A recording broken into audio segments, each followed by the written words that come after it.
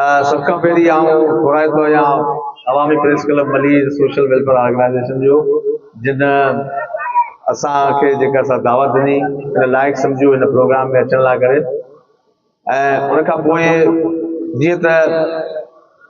सिंध जी सकाफ़त असांजी पहचान आहे असां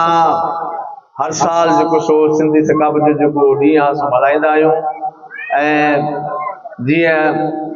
कादिर बख्श साहब चयो त जेको सो अॼु जेके गुज़िरियल साल जेके प्रोग्राम में मौजूदु हुआ उन मां कुझु अॼु जेके दोस्त मौजूदु न आहिनि त मुंहिंजी बि इहा ई ख़्वाहिश आहे त जेका असां अॻिए साल जॾहिं मल्हायूं त उहे दोस्त बि जेको सो गॾु हुजनि हिते अवामी प्रेस क्लब ऑर्गेनाइजेशन जा ऐं उन खां अलावा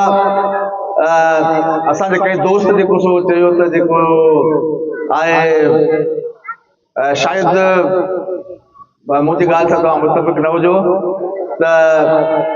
मलीर एक्सप्रेस जे हवाले सां ख़ुशूसी आउं जेका ॻाल्हि कंदुसि मुंहिंजे ख़्याल में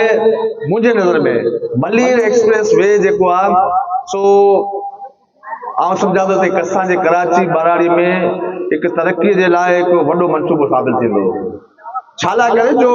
ही मनसूबो प्योरली मली नदीअ मां ई पियो अचे जेको सो मुंहिंजे ख़्याल में हिन में चंद जेके से कुझु एग्रीकल्चर लैंड मामूली जेको सो मुतासिर थिए थो कुझु हिकिड़े हंधि ॻोठ जो मसइलो उहो मसइलो बि जेको सो हल थी वियो आहे